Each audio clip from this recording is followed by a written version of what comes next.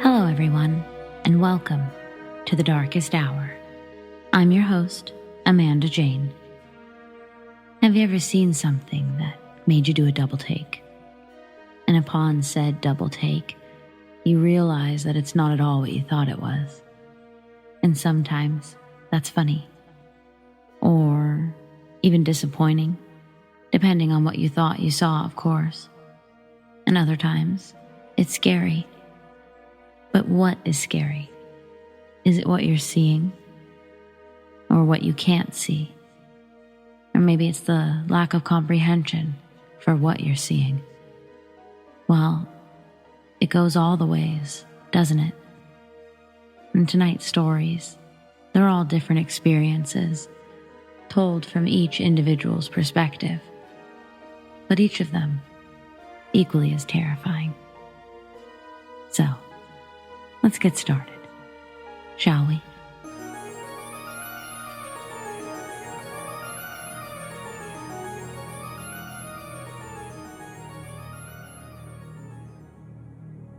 I used to work for the city of Fort Myers from 2003 to 2007. And while working there, the spring before I left, they found an unknown serial killer's playground across the street. The reason the discovery took place this year and not all the other years was due to the land being surveyed. It was just across the street from our building, and before work had started, it was nothing but a dense patch of woods. It was early afternoon, and several of our coworkers had gone out to lunch, so it was just me and a few others in the office when we noticed some police pull up to the survey site. The front desk tells us that the men across the street stopped working about a half an hour ago, and that they must have been the ones to call the police. Then, she says, I wonder if they found a body back there. A couple of us look over at her sort of like, what? Then she talks about how it makes sense that our building was the city building, and if something was wrong that wasn't criminal, we would likely be the ones to handle it, and blah, blah, blah. So we all just stand there and sort of stare out the window, trying to figure it out. I mean, what else would they need to call the police about? After a bit of time goes by, we see some coworkers walking back from lunch, and they stop and begin talking to the police officer. That or they were stopped by the officer. At that moment, the woman from the front desk leaves the building and walks over to the group of employees and the officer outside. We kept watching, and I couldn't help but notice everyone looked pretty disturbed, very uncomfortable. After maybe 2 minutes, more police started to show up, and now our coworkers, the receptionist, they all started to head back to our building. When they got inside, they were all sort of talking at once, but they proceeded to tell us that the surveyors called the police and explained that they'd found something abnormal in the woods. They reported they found a skull. Once the officer arrived, she was able to ID that it was in fact a skull. But even more, less than a half an hour into their search, she and her partner found 2 more. It was probably less than a week after their initial findings that the total number of victims was published. 8 victims were found, all likely killed the same way, all showing trauma in the same place in the back of the skull.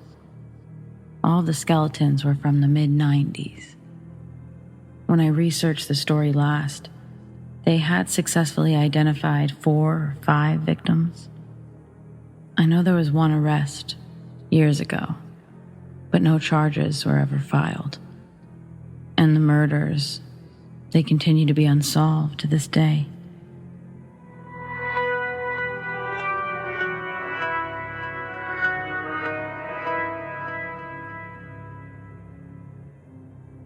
This was my sophomore year of high school. I was living in a small Utah town at the time, and a pretty avid believer in things like this, despite not having any major experiences of my own up until this point. I was in my weightlifting class and I had to take a piss, so I left. And the only bathroom that was open was the one in the guys' locker room. So I go in and down a few steps. I start playing music from my phone, and I left it on the bench as close to the toilets as possible, which was on the opposite side from where my backpack and jacket were. I do my business and grab my phone before going back to the steps that lead out. But around halfway there, I turned my phone off, and when I got to the steps, I felt something behind me, breathing down my neck. And not anything nice, from what I could tell. I freaked out and ran back to the weight room as fast as I could.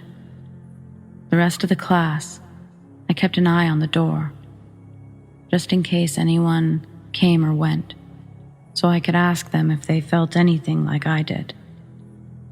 But nobody left, which makes it all the more haunting when we all went back after class, and my bag was on the floor, and my jacket was on the other side of the room. I froze when I saw it. It took 2 of my friends to snap me out of it. So yeah, that's probably one of my biggest anything when it comes to ghosts and stuff.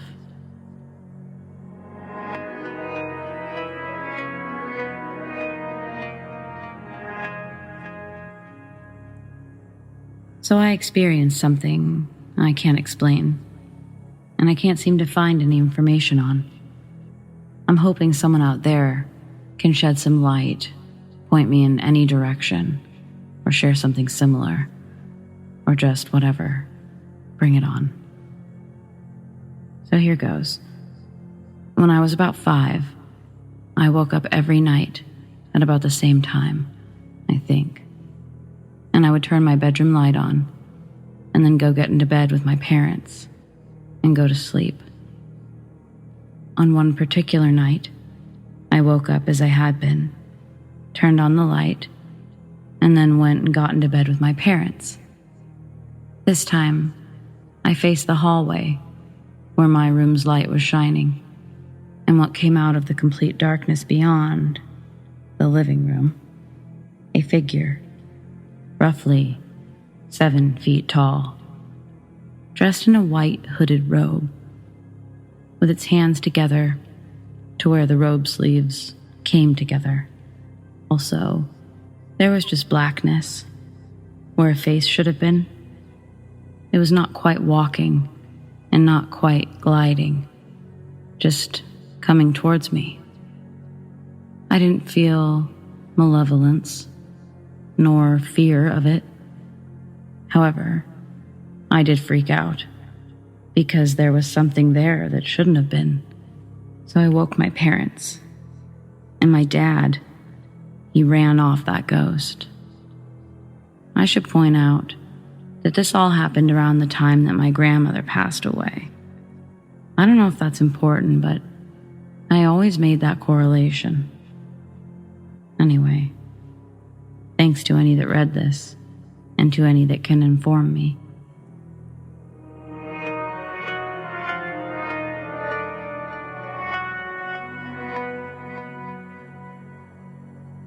When I was young, my mom worked 2 jobs, and I often stayed at my uncle's house when she had night shifts. He really stepped up as the father figure for me during that time in my life. His son, which would have been my cousin, died before I was born. My uncle kept his ashes in a white urn on a mantle above the fireplace. To this day, I haven't asked details, but from what I know, his wife had a postpartum episode while he was serving in Iraq. She called my mom, who was pregnant with me at the time, in a hysteric mess, saying she did something bad and she needed someone to come help. Needless to say, This affected both my mom and uncle immensely. But in turn, I got someone who devoted their time to help me become a man, and he had the opportunity to be a father, or at least something that resembles it. I'm sure I could never fully fill the void inside, but it was close enough. My uncle's house was 2 stories, and my bed would be a fold-out couch located on the ground level. My uncle's bedroom is on the 2nd level. One hot summer night, definitely late 90s, I'm watching Gargoyles on the Disney Channel, and my uncle's asleep upstairs. It's easily around 1 a.m., and from my peripherals, I see something move in the kitchen area.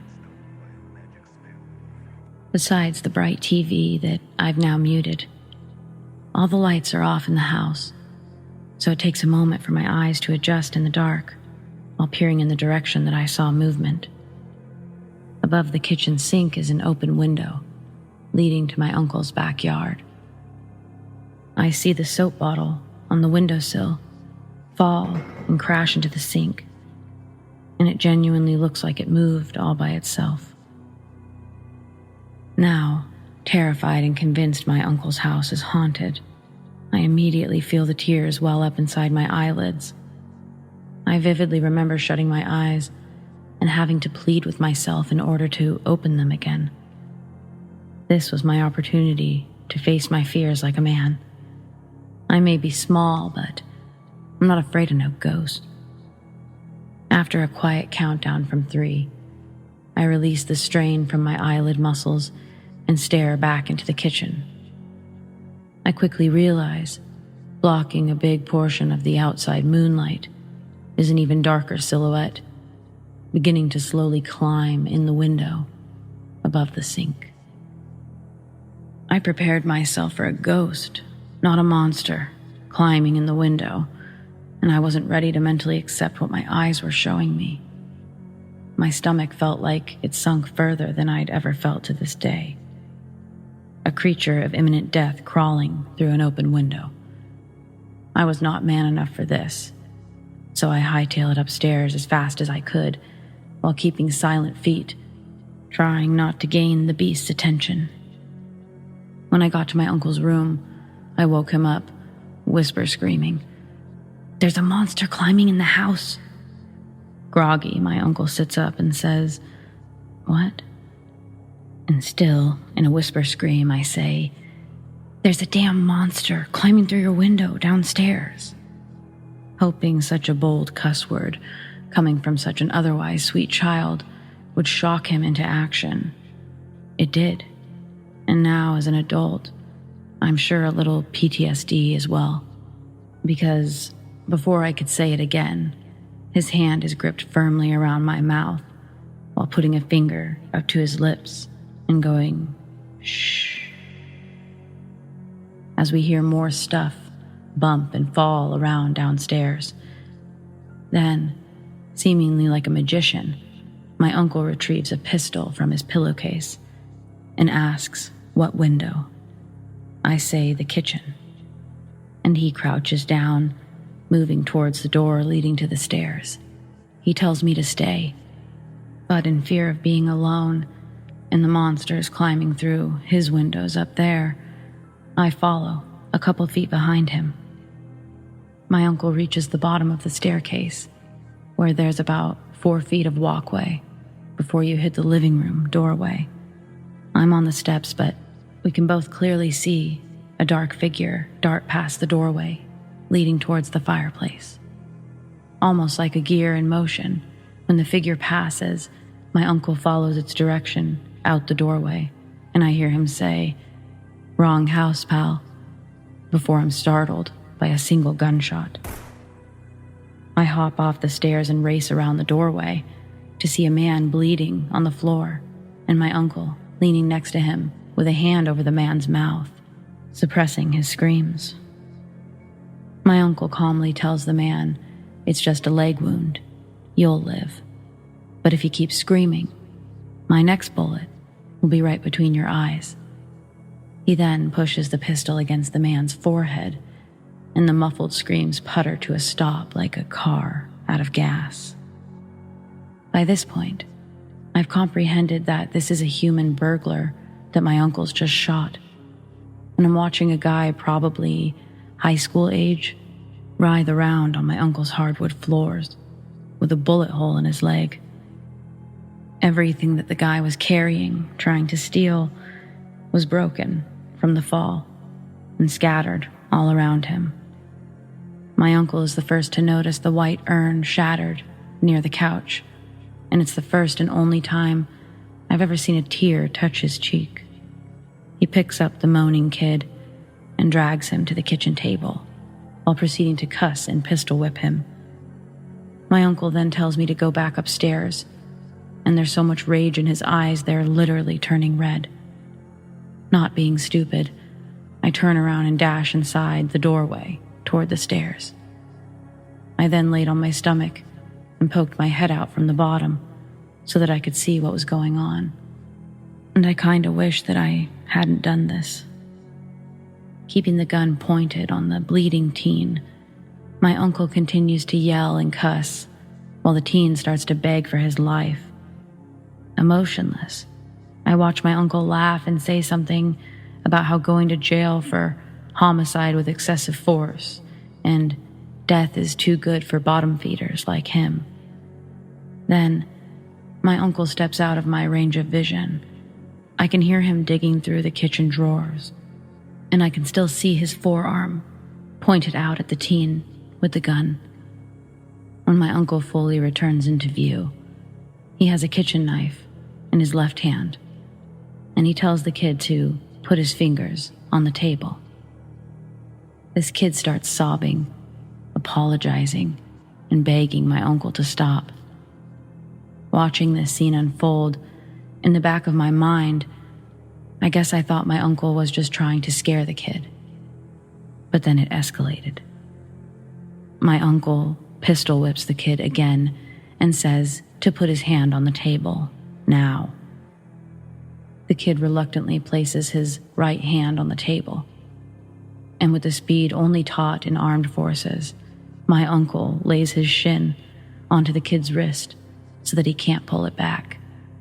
And with one sickeningly swift chop, 2 of the teen's fingers are severed, and a third hangs by a thin layer of skin. The detached fingers bounce before rolling off the table's edge. The teen screams, but just as fast, my uncle has dropped the knife and again has his hand over the kid's mouth, the pistol never leaving sight of his head. I see the teen struggle to not black out as his eyes roll back into his head, multiple times, from the pain, I'm sure. My uncle continues to wear a nauseating grin, as it seems he's found some satisfaction from doing this. He's now scaring me more than the original monster scenario that I was dealing with. My uncle tells the teen, I don't call the cops, so you better start running if you need to get to a hospital. And don't disturb my neighbors with your hollering or, and I quote verbatim, I'll gut you before you make it to their mailbox. My uncle then walked over to the front door and opened it, gesturing with the gun for him to leave. The front door is in line with the doorway that I was hiding in, and my uncle saw me on the ground. The kid runs out the door. Shutting the door, my uncle turns back to me and says, I'm sorry you had to see all that. With the house in shambles and blood everywhere, my uncle decides to take us to a 24-hour diner to wait for my mom to get off work. While at the diner, my uncle tried to explain his war stories and his medication as gently as possible. And I understood as much as I could at that age that he didn't mean to act crazy. As an adult, I believe I understand much more what war trauma can do to someone's psychological well-being. Although I didn't show it, it took a long time for me to feel fully comfortable around my uncle again.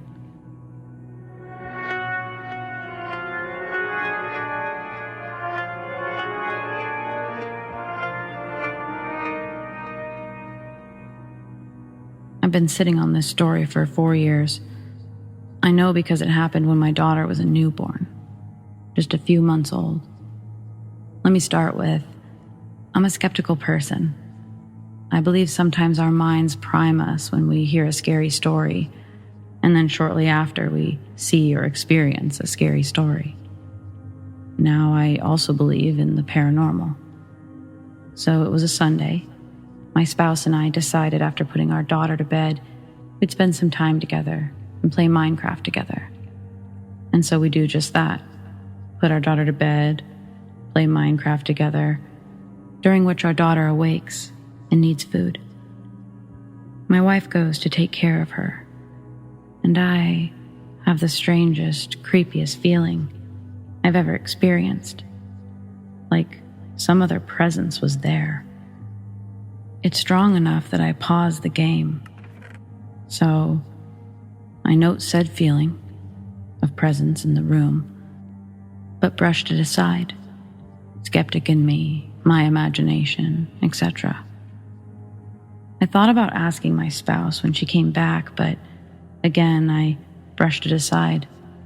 And just as I push the idea out, she asks, "You notice anything strange while I was gone?" And I ask, "Strange how? Creepy?" I proceed to tell her about my experience of the strange feeling. And she says that while she was tending to our daughter, she saw what she thought were shadows moving. Well, we stopped what we were doing, brought our daughter into our room, and went to bed.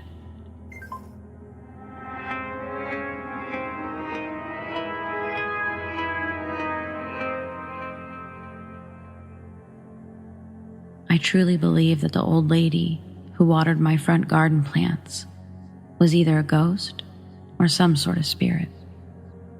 This took place at my old house 3 or so years ago. Though nowadays I find it strange with what happened, there is some comfort in this memory. There was an older woman who would water my front garden plants.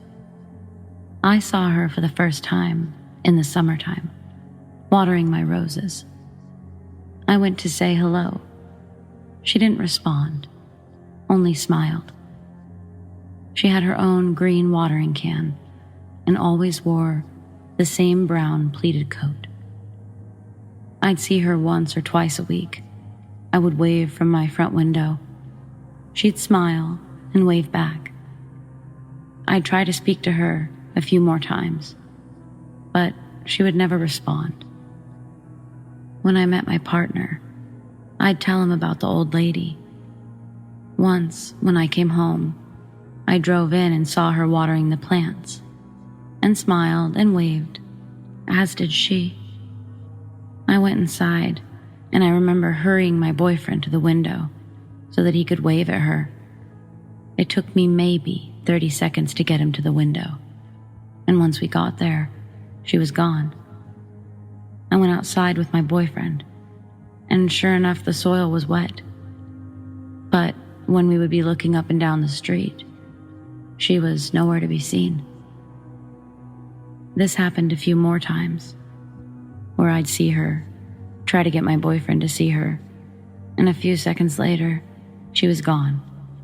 Yet the plants were always watered. We moved out from the house some years ago, with my boyfriend never having seen her. Before we moved, the last time I saw her, I told her goodbye and thanked her for watering my flowers. And that was that. I truly believe that she was some sort of spirit. Maybe she lived there before. I'm not sure, but I'm glad to have met her.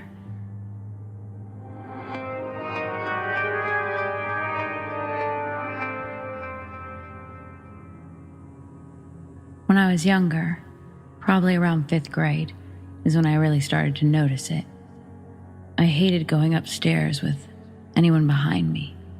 Or rather, I hated going up the stairs in general. My back turned and walking up. It felt super off. I'd always rush or sort of squeal as I got to the top, positive something was going to grab me. I didn't have a why for this feeling, not that I could remember, so I more thought of it as a thing that I had, that everyone had. A few of my friends liked to poke fun at me, but it was fun, not mean. Still, it gave me a sinking stomach feeling. I noticed my mom had a sort of similar fear or unease. Subtle, but it was there. So, I go on in life just thinking that this is my thing. Some people freak out in the dark. I freak out on the stairs. It's the summer before 7th grade, and my family's heading back to Savannah, Georgia, which is where my family's from and my grandma still lives. It had to have been at least 4 years since we'd been to her home, and I didn't remember it much at all.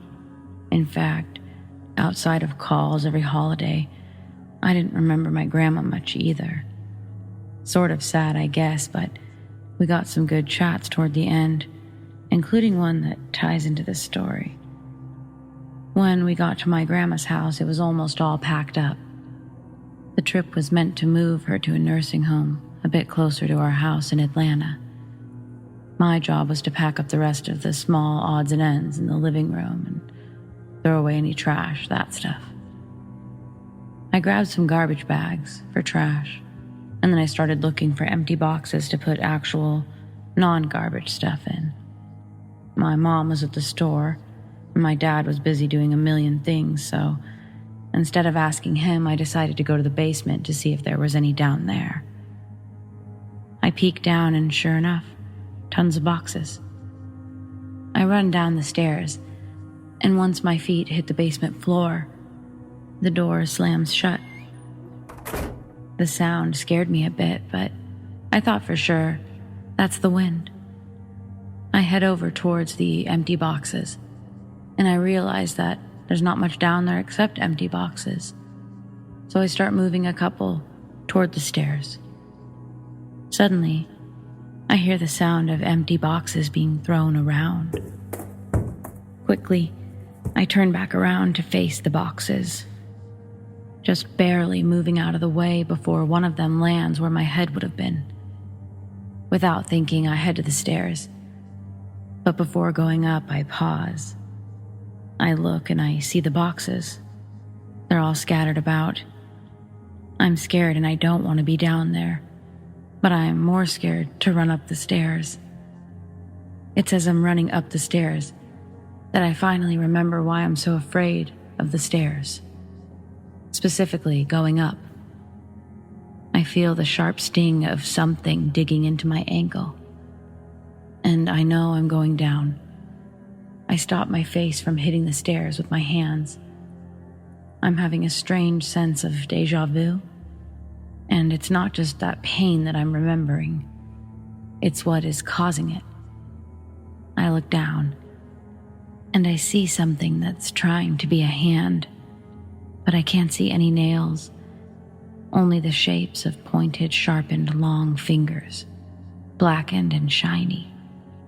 I close my eyes, and I start kicking and screaming, attempting to crawl. I open my eyes. I see a pair of white eyes peering from underneath the stairs in the darkness. I hear the door open. I feel pressure on my ankle release, and the eyes, the hand, it's all dissipated.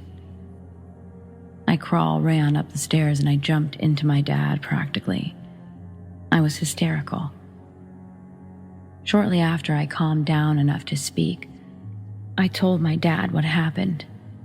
I showed him my ankle, and once my mom got back from the store, she was lecturing my father about something before coming over to me and looking at my face, saying, "Thank goodness that my face wasn't injured or my head."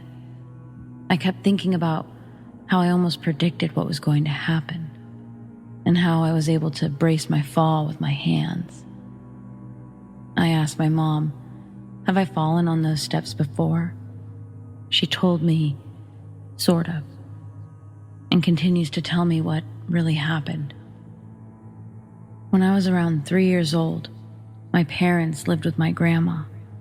And before Grandma had it removed and opted into intake and outtake laundry services, the basement used to house the laundry room. My mom was doing laundry one evening, and I was down in the basement with her. She'd needed to bring me upstairs to the bathroom, so she grabbed me by one hand, slowly walking me up, me following behind. She said that I suddenly stopped walking, and I was looking down, underneath the stairs. When she leaned down, she saw a pair of bright white eyes. Horrified, she reached to grab me. Picking me up, she turned to run away, but something gripped her ankle. Dark, sharp claws. And as she felt herself falling with me in her arms, she practically used her face as a shield, raising me above her head as she hit the stairs. The fall actually knocked my mother out, and she still has a scar on her eyebrow from it. It sits under her bangs, so it's almost never visible. I never knew where it came from until she told me that story. I wasn't hurt in the fall. My grandma found us shortly after. I was sitting above my mom crying, terrified, couldn't come up the stairs. It wasn't until the ambulance and fire department came that anyone was able to move me. I'm glad I don't have all those details, and that I'm just left with a little bit of fear of being followed in the stairs.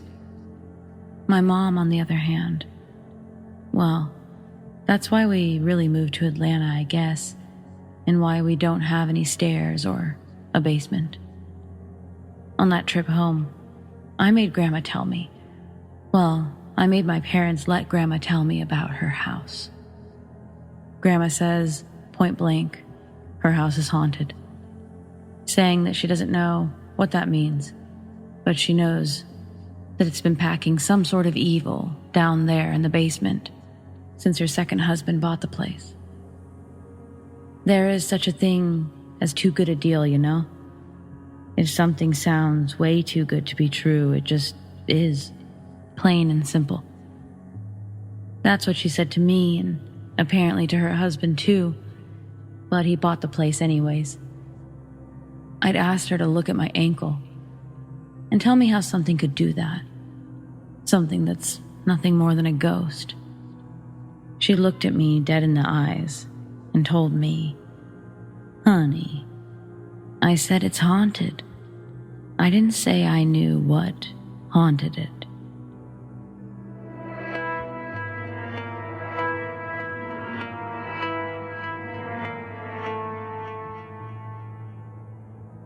My parents had bought me a rescue horse. I named him Handsome because he was a very handsome horse. He was left in a field with no grass and only thistles to eat, so he was very skinny. I automatically fell in love with him. I only had him for 6 months because he sadly had to be put down. He had a brain tumor that made him stumble and get confused. But I thought to myself, at least he had a good last 6 months. The vet who put him down got his friend to bury Handsome on the property, free of charge. I was so thankful that I got to know Handsome. He had a beautiful soul, even after being mistreated. Anyways, that afternoon, my mom went out to feed the other horses and our pony. She couldn't find them, so she walked down the hill and around the side, where Handsome was buried. There was our horse and pony, with their heads bowed down toward the grave. 3 of our next-door neighbor's horses broke through our fence and were there, also with their heads bowed. It's like they were having their own little funeral for him. That night I was sitting in the lounge and looking out the window. There was our other horse in the stable, and the pony was standing just outside. But there was a third horse. I got up and looked out the window thinking it was one of our neighbor's horses again. But then it started walking toward the window and then up beside the house. I went out to the side door to get a closer look, but it was gone. I felt an overwhelming sense of warmth, and I started crying. I thought to myself, Handsome came by to say goodbye one last time.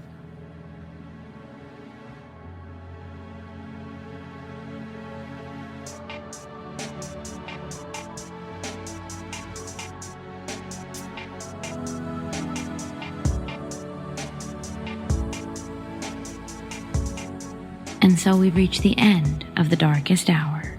But thank you everyone for listening, and everyone for sharing your stories. Be sure to join me every Friday night for a brand new episode. And remember, if you love the darkest hour and you never want it to end, hit that subscribe button, tap the notification bell, and tell all your friends. Do you have stories like these? I'd love to share them. Send them to me, amandadarkesthour@gmail.com. Stay spooky.